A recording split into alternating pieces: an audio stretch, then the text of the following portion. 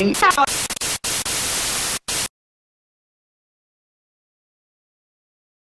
what's up, world? I'm Kat Harvey, CEO of Success at the Last. Today, I'm so excited to be beside a man of God. Not only is he a Stellar Award winner, he's a singer, songwriter. He composed Marvin Sapp's platinum track, Thirsty. He's the author of the top-selling book, Declarations of a King. He's pastor of the Tabernacle at the Greater Bethlehem Temple Church. And I'm so excited to have him. So please welcome none other than the great Pastor Jason Nelson. How you doing? I'm great. I'm excellent. I mean, whatever superlative works for you. But I'm in a great place. God's been good.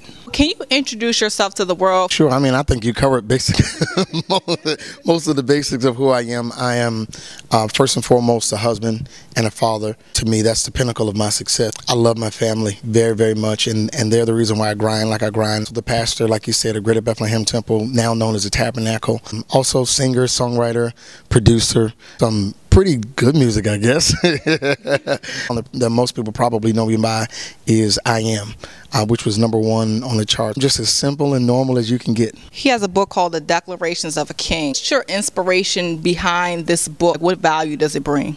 I get on Facebook and Twitter and I put like an inspirational message out there. Most times it's biblically based, but sometimes it's just practical wisdom, knowledge, insights. 30-day journal, honestly, that gives you something inspirational every morning.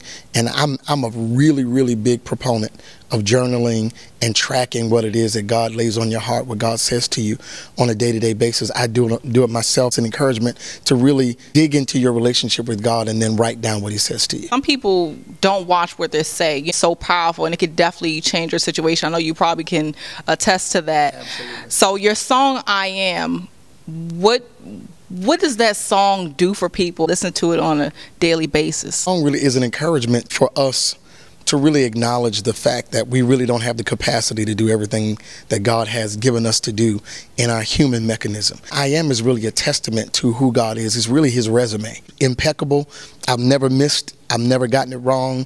I've never let anyone down. Really a song that says, let God handle the problem that really is too big for you to handle. On the way here, I got a message from somebody who said they listened to this song 35 times during their chemo sessions, and they said it was a song that gave them peace and the presence of God came in. Really credited that song and the presence of God. We have to say, okay, I can't handle it, but with God, I can.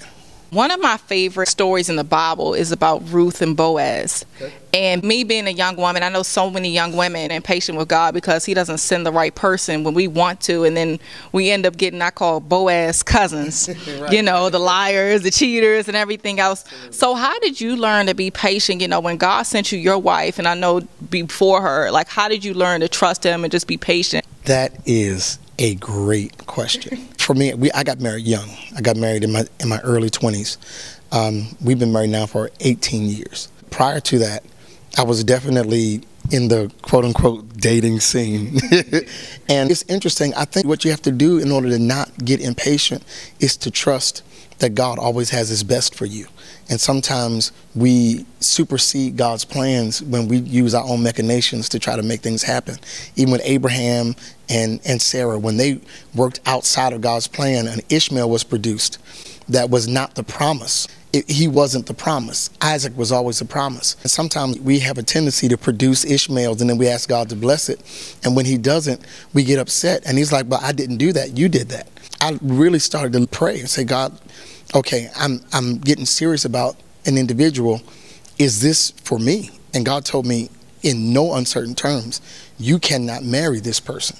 That person will not work in your future. And I had no idea. I had to make a very hard choice to let go of what I thought was working for me.